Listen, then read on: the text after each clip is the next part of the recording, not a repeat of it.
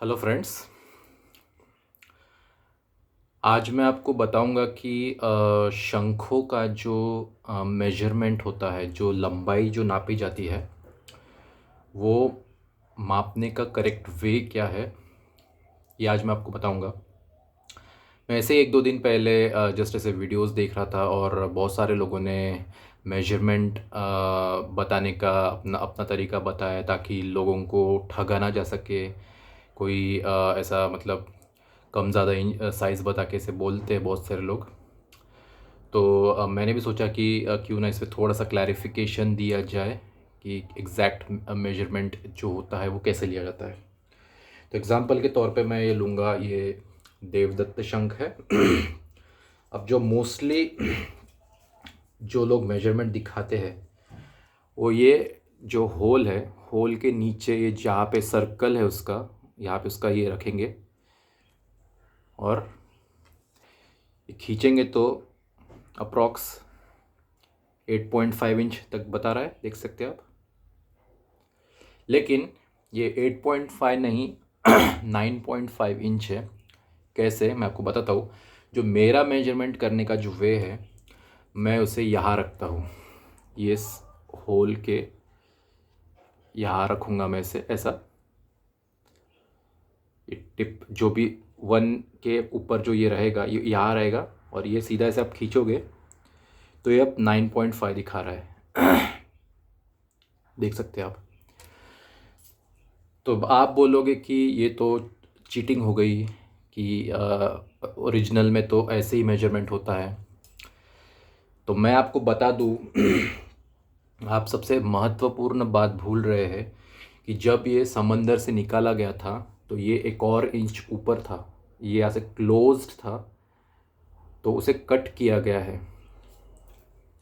मान लीजिए अब ये ऊपर ऐसा रखा गया हो, अगर ये क्लोज रहता तो ऐसे ही मेजरमेंट लिया जाता, ना कि ऐसे। तो मेरे कहने का मतलब ये है कि जो इसका ओरिजिनल साइज़ है, अभी देखिए, मान लीजिए मैं भी थोड़ा सा एक आपको एक पॉइंट बताऊंगा कि देखिए, अभी जो फिशरमैन होते हैं बहुत मेहनत करके कुछ अपने सर्वाइवल के लिए वो जीते हैं। उनका ऐसा कुछ ये नहीं कि उनको ढेरों पैसे चाहिए होते हैं। जैसे सब्ज़ी मंडी में जैसे सब्ज़ी बेचते हैं लोग, गरीब होते हैं बेचारे, वैसे ही ये फिशरमैन लोग भी शंख निकालते हैं।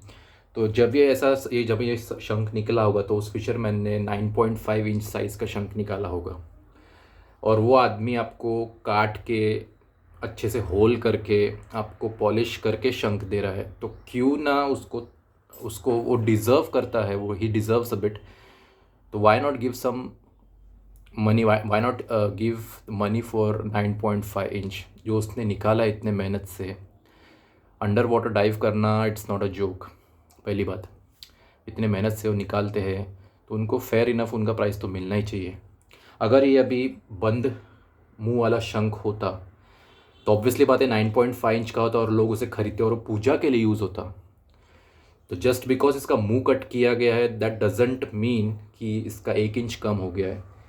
उसको आप ऐसे समझे कि ये 9.5 इंच का ही शंख है यदि आप इसको ऊपर से मेजरमेंट लोगे तो। अब इसमें अगर मैं इसको एग्जाम्पल के तौर पे समझूँ, मान लीजिए शंख पहाड़ है, मान लीजिए शंख माउंट एवरेस्ट है।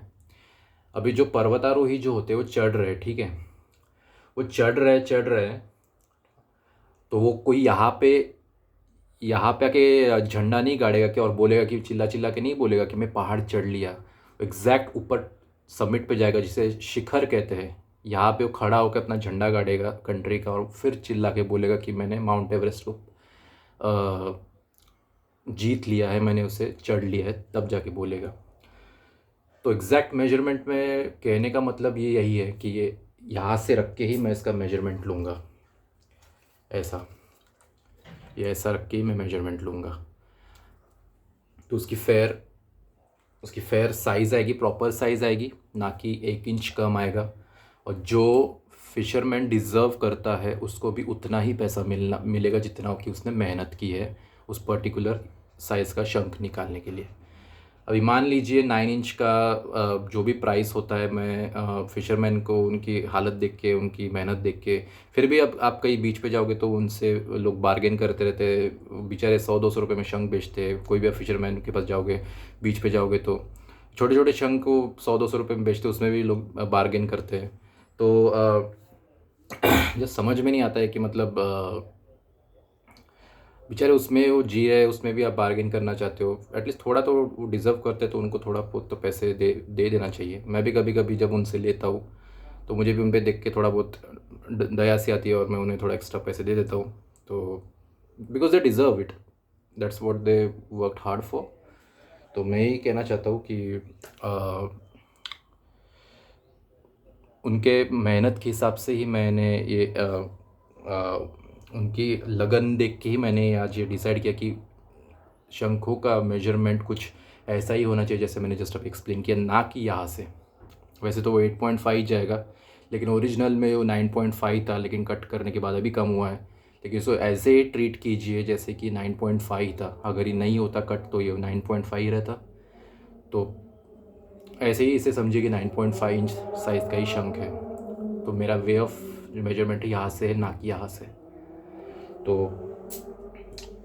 आप में से किसी को मेरी बात हज़म नहीं हुई होगी, मैं समझ सकता हूँ, लेकिन मैं जस्ट फ़िशरमैन्स के लिए ही मैं सोच रहा था कि उनकी मेहनत और लगन देख के मैंने ये सोचा कि इस पे मैं थोड़ा सा क्लैरिफिकेशन देना ज़रूरी समझा, इसलिए मैंने ये वीडियो बनाया।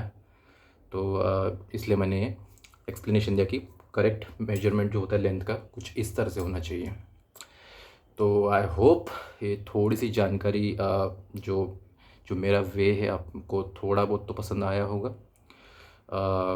फील फ्री टू कमेंट, अगर आपको कुछ डिसएग्रीमेंट हो, डिसअपॉइंटमेंट हो, तो आप do let me know. I will try my best to answer each and every comment. तो मैं ऐसे ही अलग अलग टॉपिक्स पे बात करता रहूँगा, शंखों से रिलेटेड, स्पिरिचुअल टॉपिक्स से रिलेटेड।